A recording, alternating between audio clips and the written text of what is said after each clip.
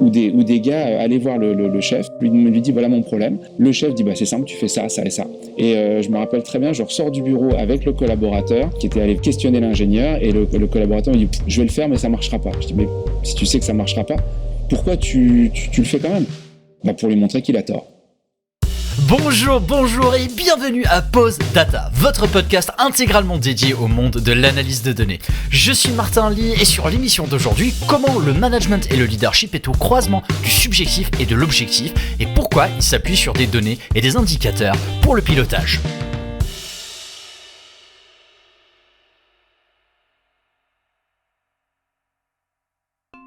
Pour beaucoup, le management et le leadership ne sont pas des métiers de passion, mais des métiers adoptés par nécessité. Dans le cadre d'une promotion, d'une réorganisation, ou simplement vous n'avez plus le temps de faire toutes les tâches qu'on vous demande. Ainsi, vous déléguez à des collègues, vous recrutez et vous managez. Pour certains, c'est naturel. Pour d'autres, et j'en fais partie, cela l'est moins. On a tendance à faire confiance à son instinct, de montrer l'exemple de comment faire, de rassurer par son expertise, en espérant que cela motive l'autre à faire comme nous et à se dépasser. Mais vous l'avez sans doute deviné, ce n'est pas aussi simple. Nous allons aborder une vision du management bienveillante, consistant à créer un cadre d'expression et des objectifs pour les managers, ainsi qu'un système qui permet de contrôler le respect de ce cadre et de l'atteinte de ces objectifs.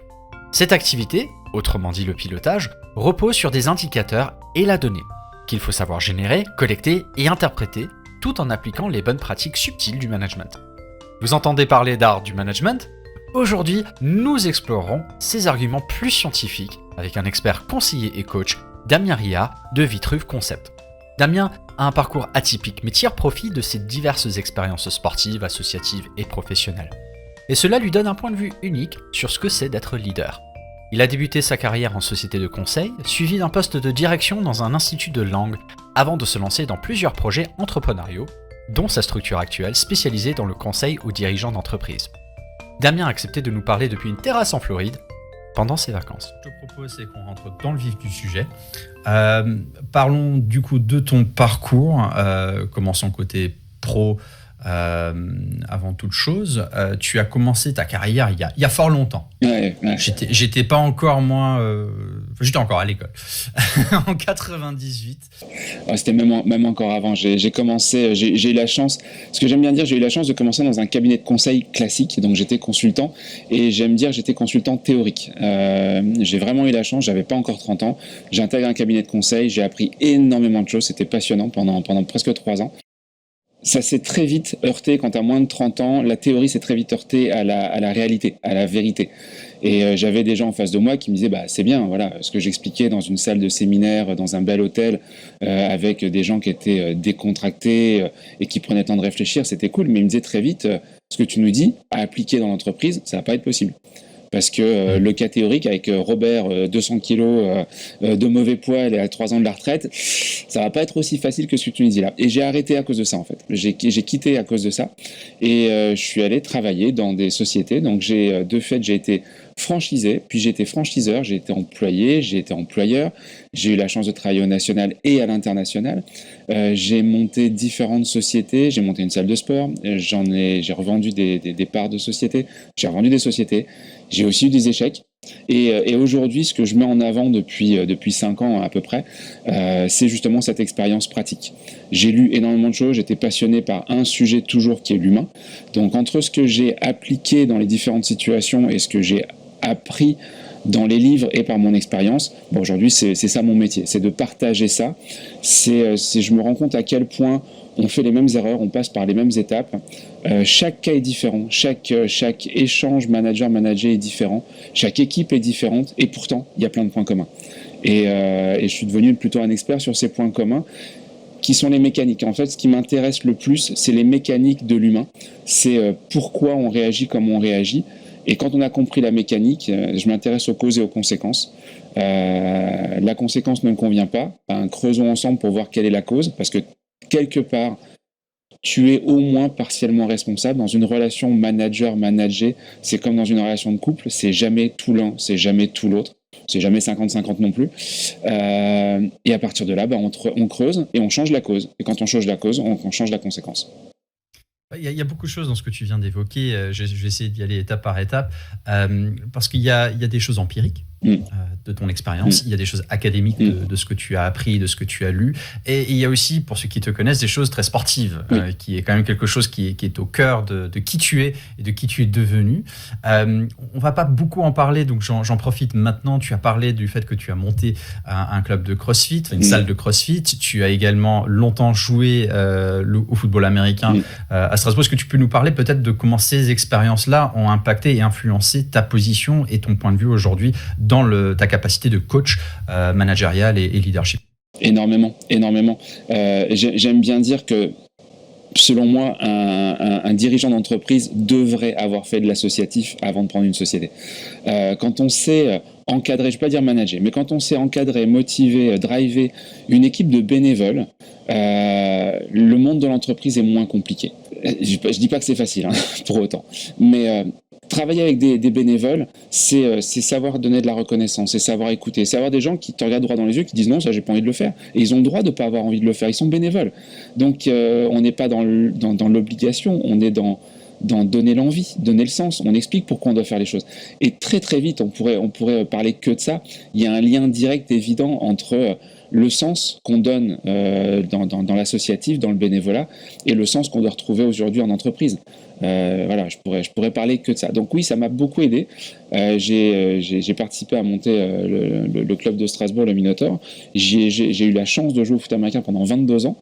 J'ai un esprit de compétition, ça participe. Une entreprise, elle doit réussir. C'est justement pas un loisir. Il y a des enjeux derrière.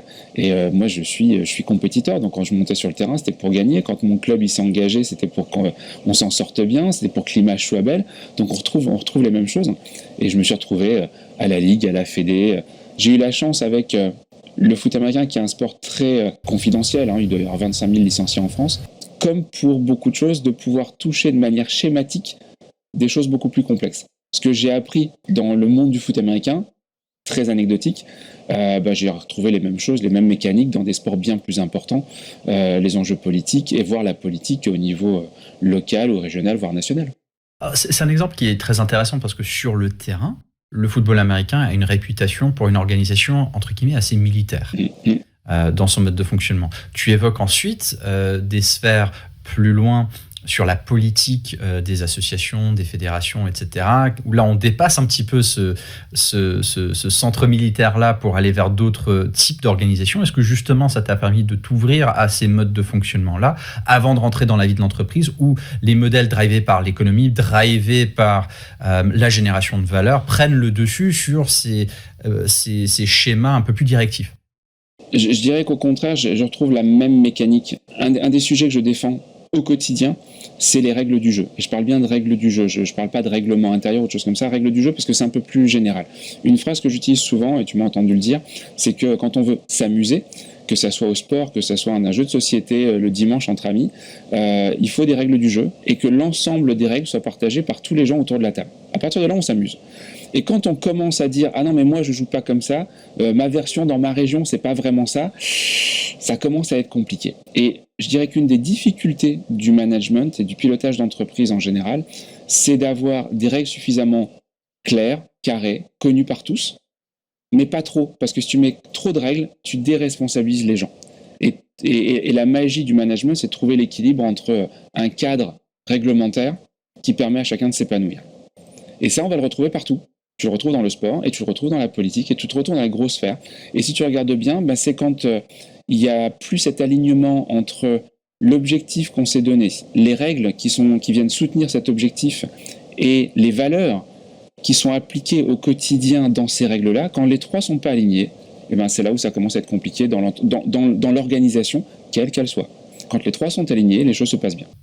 Règles, objectifs et valeurs. Prenons un petit peu de temps là-dessus. Tu as pu, dans le cadre de tes activités, voir grand nombre de structures avec des règles, des objectifs et des valeurs différentes, parfois l'absence de règles ou objectifs ou valeurs. Est-ce que ça a pu dessiner pour toi des règles d'approche, notamment dans comment toi tu conseilles ces structures ou comment tu conseilles en général? Ou est-ce qu'au contraire, c'est tellement disparates et tellement différents que tu dois prendre chaque cas comme un cas unique? Alors, la première chose, je vais rebondir sur ce que tu viens de dire. Tu dis, il y a certaines situations que j'ai rencontrées où il n'y avait pas de règles, pas d'objectifs, pas de valeurs. Non, il n'y en a pas explicite. Et c'est ça que je veux relever, c'est qu'il y en a toujours en fait. Et souvent quand j'interviens, c'est parce qu'elles ne sont pas explicites, pas connues, pas partagées. Mais elles sont là. Il y a les règles qu'on a posées. J'ai vu des sociétés qui avaient des règles très carrées, bien écrites, avec une charte, avec tout ce qu'il faut. Sauf que l'application n'était pas celle-là. Il y avait ce qui était écrit, mais l'implicite du quotidien était complètement différent. Et ça ne marche pas. Il y en a d'autres où rien n'est écrit, et ça fonctionne bien. Mais parce qu'en fait, les 5-6 personnes, c'est souvent des petites structures, partagent ça au quotidien. Parfois, tu as besoin de faire un écrit pour dire quels doivent être les horaires de l'entreprise, et puis parfois, tu as une petite équipe qui n'a pas besoin, parce qu'ils sont là quand il y a besoin, et ils s'en vont quand il n'y a pas besoin. Et de fait, ça répond en même temps à ta question, c'est que moi, je viens pas en disant voilà la recette, vous avez rien compris, je vais vous expliquer c'est quoi la vérité. Personne n'a la vérité. Je défends énormément ça. Le nom de ma société, c'est Vitruve Concept, parce que c'est l'homme de Vitruve. Et ce qui explique l'homme de Vitruve, la symbolique de l'homme de Vitruve, c'est qu'il est au milieu de tout, il est la solution à tout. L'homme est la solution à tout. Et qu'est-ce que je vois moi dans l'entreprise ? Je suis expert de l'humain, donc je m'intéresse à l'humain, et je m'intéresse aux gens qui font une entreprise, parce que, je vais dire dans 100% des cas, les solutions dans les entreprises où j'interviens sont déjà dans l'entreprise. C'est l'humain qui est là. Les gens sont expérimentés, ils connaissent leur métier, ils connaissent l'historique, ils connaissent les clients, ils connaissent les fournisseurs. Et souvent, il y a des réglages qui sont pas bons parce qu'ils ne marchent pas bien entre eux pour des règles qu'ils ne connaissent pas parce que ce n'est pas leur métier. On les a embauchés pour autre chose. On les a embauchés parce que c'est des spécialistes de la logistique, c'est des spécialistes de la finance, c'est des spécialistes du juriste ou parce qu'ils sont électriciens. Mais on les a pas embauchés parce que c'est des spécialistes de la relation humaine, mais on leur demande de bosser ensemble. Et c'est ce qui manque souvent. Je comprends et compatis tout à fait avec cette analyse-là. Alors, on va parler du coup implicite, explicite. Il y a plusieurs façons d'aborder la thématique. On ne va pas aborder celle du knowledge management, qui n'est pas notre sujet, mais parlons d'expliciter les choses d'un point de vue donné, point de vue quelque chose de concret, notamment sur le pilotage. Déjà, si je te parle de pilotage d'entreprise, pour toi, ça donne quoi comme résonance ? C'est quoi la signifiance ? Je vais avoir deux niveaux de réponse. Deux niveaux de réponse. Il y a un premier niveau de réponse, le pilotage, c'est qui pilote l'entreprise. Donc, qui est-ce qu'on met aux commandes ? Et déjà, la première chose que j'aime souvent rappeler, c'est que dans une voiture, il y a un seul volant.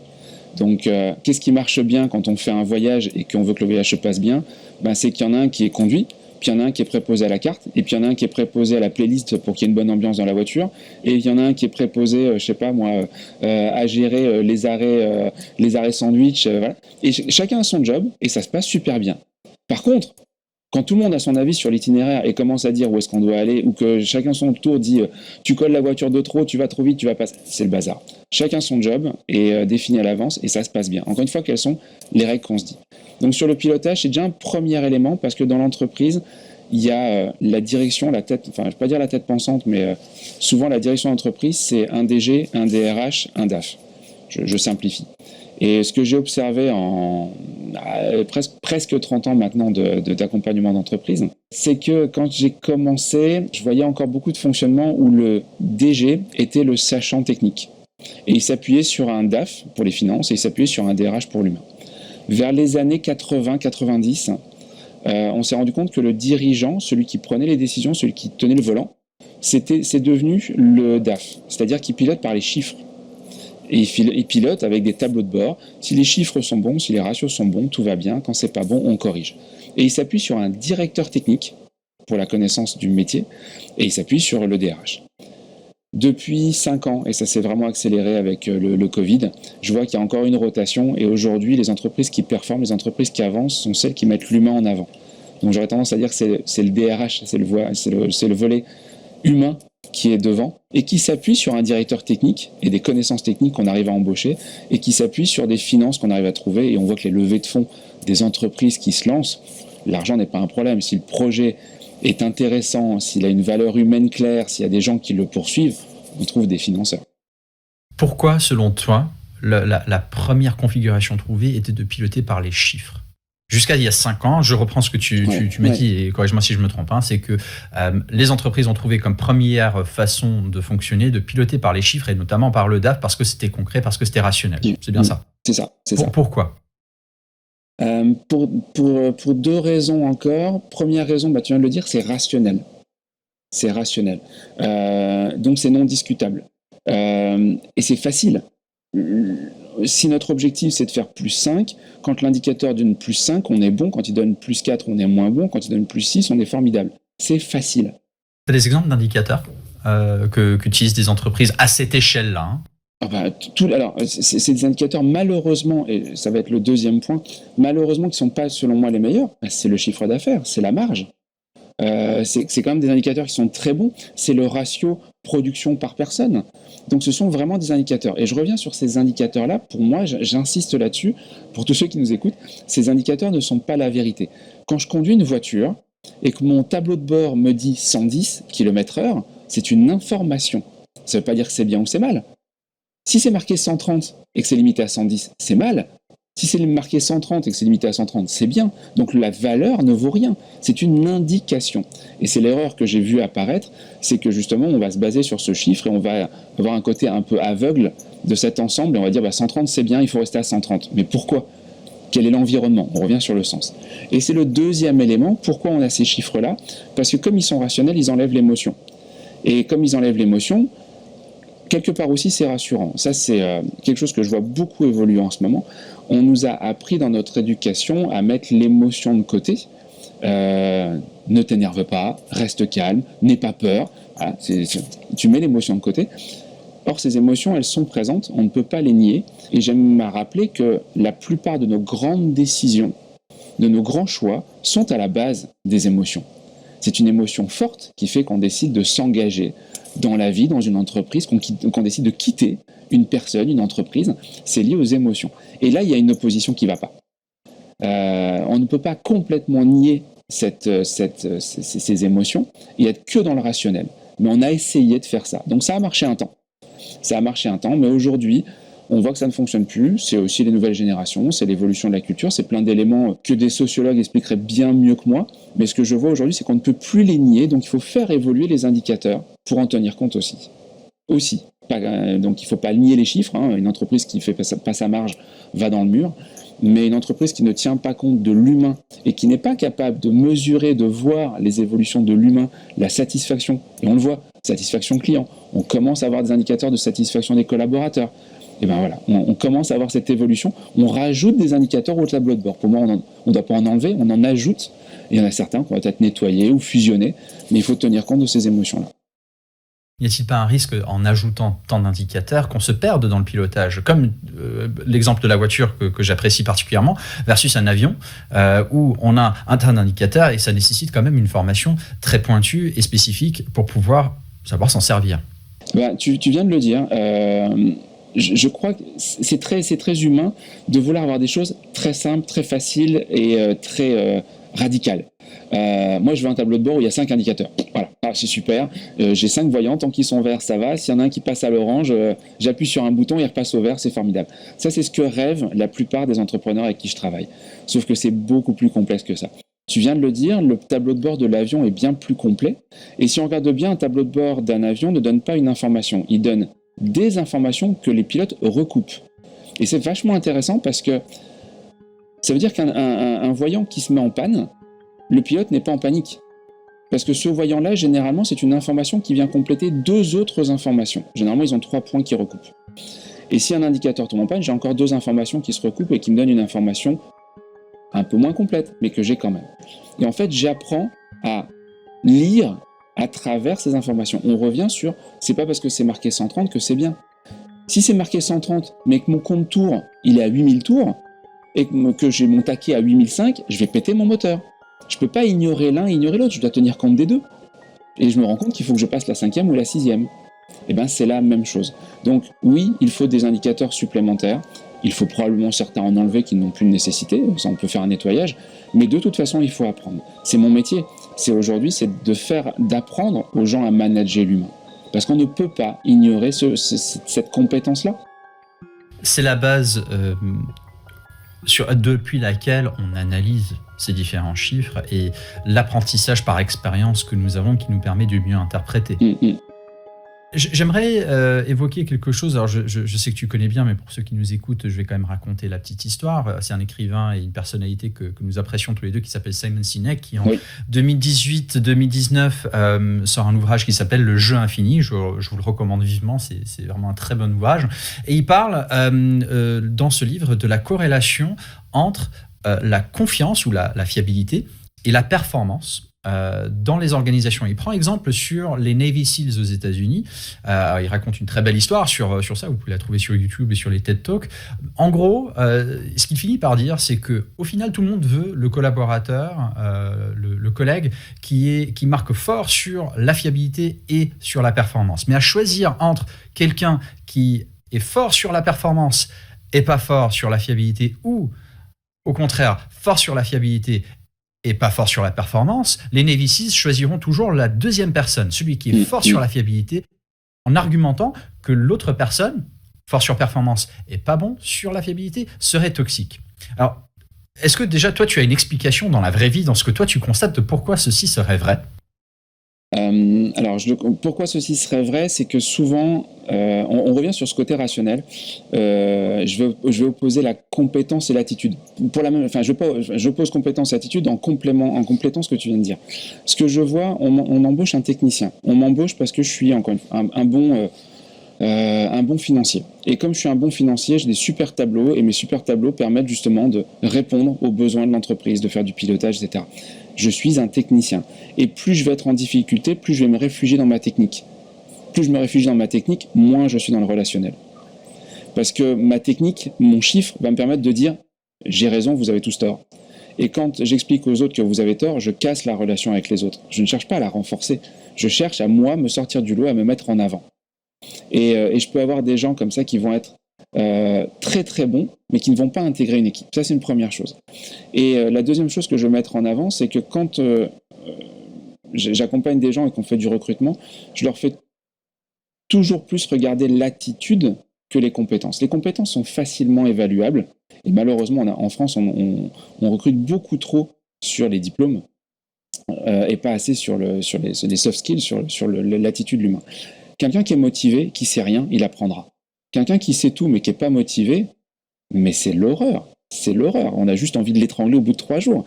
Quand le gars vous explique que justement il va faire comme il a envie et pas comme vous le souhaitez, parce qu'il sait comment il faut faire, et puis parce que de toute façon il peut vous enfumer comme il veut parce qu'il est 10 fois plus compétent que vous, il aura toujours raison. Et c'est horrible. Et voilà. Pour moi, on recoupe les mêmes éléments. Quelqu'un qui a la bonne attitude, on prendra plaisir, on aura envie de travailler avec, on prendra du temps pour le faire grandir, on lui passera beaucoup plus de choses, alors que celui qui est compétent et qui est au-dessus du lot, on va chercher la petite bête pour le ramener à notre niveau, on va le tirer vers le bas. C'est pas quelqu'un qui donne envie de grandir, c'est plutôt quelqu'un qui donne envie de chercher la petite bête pour le ramener au sol. Et quitte à saboter, j'ai vu des situations de sabotage d'entreprise ou d'équipe où des gars allaient voir le chef, et ça c'est du véridique, va voir le chef, lui dit voilà mon problème. Le chef dit c'est simple, tu fais ça, ça et ça. Et je me rappelle très bien, je ressors du bureau avec le collaborateur qui était allé questionner l'ingénieur, et le collaborateur me dit je vais le faire mais ça marchera pas. Je dis mais si tu sais que ça marchera pas, pourquoi tu le fais quand même ? Pour lui montrer qu'il a tort. Et on perd du temps et on perd de l'énergie pour des histoires d'ego parce que justement il n'y a pas de relationnel. Est-ce que ça revient aussi à ces schémas qu'on évoquait tout à l'heure? On parlait de l'équipe NFL qui fonctionne comme une organisation militaire. Est-ce que c'est un héritage de ce schéma mental organisationnel hérité, ancien, traditionnel? Est-ce qu'il y a une marge de progression? Je défends beaucoup l'idée que nous sommes un animal de troupeau. L'homme est un animal, on est un mammifère, et si on regarde bien, on est plus proche du fonctionnement du troupeau que de l'animal solitaire. Et dans tous les troupeaux, il y a une hiérarchie. Dans tous les troupeaux, et là aujourd'hui, on commence à faire des analyses sur le fonctionnement des ruches, de certains groupes d'animaux, de babouins ou autres, il y a une hiérarchie, et il y a des rôles, et il y a des fonctions, et les uns supportent les autres. Et les uns ont besoin des autres. Et je trouve ça extraordinaire, parce qu'on le voit tellement de plus en plus en observant les animaux. Et on essaye encore d'opposer des forts et des faibles, les chefs et les collaborateurs, celui qui sait, celui qui ne sait pas, le nouveau et l'ancien, etc. Et il y a de l'opposition qu'on voit dans un schéma mécanique, alors qui était peut-être nécessaire. Je suis le chef, je dis bien au passé, c'était nécessaire. Je suis le chef et donc vous appliquez ce qui est prévu. Et ça a marché pendant longtemps. Ça ne marche plus aujourd'hui. Et qu'est-ce qui fait un champion? C'est le gars qui connaît toutes les règles et qui va performer à l'intérieur des règles. Mais il respecte les règles. Et c'est pour ça qu'on peut s'amuser ensemble. On revient sur l'équipe NFL, on revient sur une équipe de sport en général, mais c'est une équipe NFL, on le voit bien. On a l'impression que tout est cadré, tout est limité. Pour ceux qui connaissent, il y a un livre de jeu. Chaque joueur a une action bien précise. Quand le coach demande un jeu, chacun fait son jeu et la position du pied ou la position de la main n'est pas laissée au hasard. Mais une fois que le jeu est lancé, on en revient au talent individuel.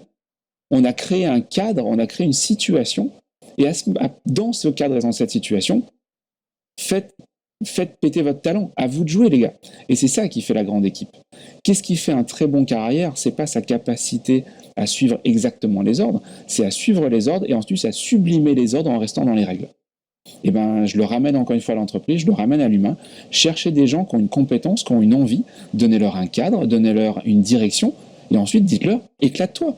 Donne ta compétence et ton envie à l'entreprise.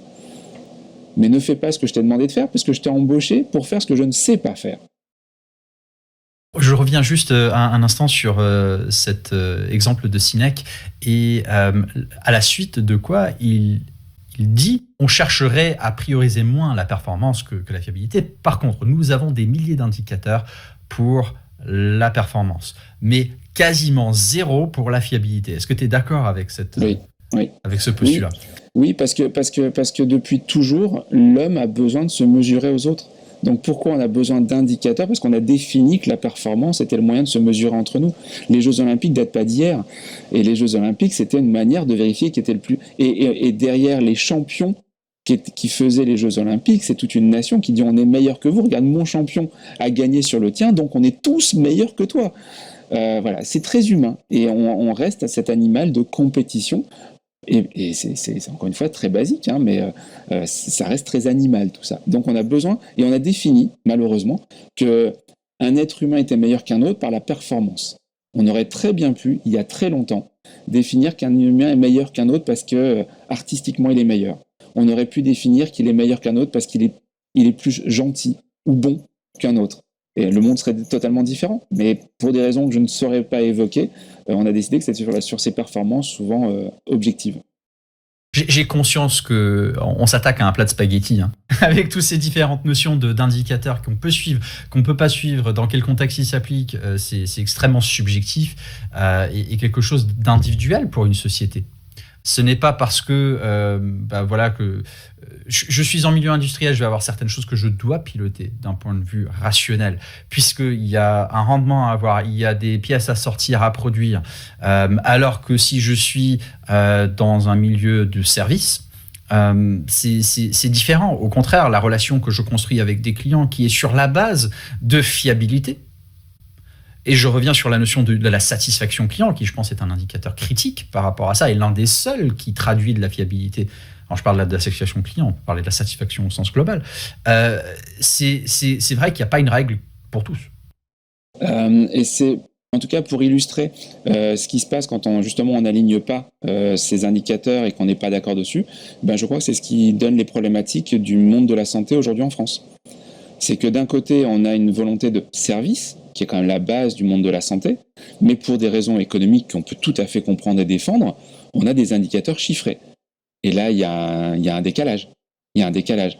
Parce que, au lieu, encore une fois, d'avoir des gens qui travaillent ensemble, on a des gens qui s'opposent. On a des gens qui disent non, mais on ne peut pas faire de l'argent sur le dos des patients.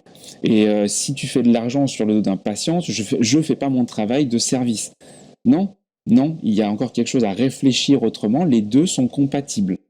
Mais ça rejoint cette idée de jeu infini. Et ton exemple sur les Jeux Olympiques, pour moi, est particulièrement parlant, puisque c'est une comparaison de performance, mais dans un temps fini. Les Jeux Olympiques ont lieu tous les 4 ans et on se compare tous les 4 ans à un autre pays selon des disciplines. Alors que la vie de l'entreprise ne se résume pas à ces cycles-là. Selon moi, il n'y a même pas de cycle, en fait. C'est ça la grosse erreur. Naturellement, on rentre dans des cycles. Pourquoi on rentre dans un cycle? Je monte une société, j'ai un produit, j'ai une idée, j'ai un service. Ça fonctionne. Et comme ça fonctionne, je vais mettre en place des process qui vont devenir des habitudes.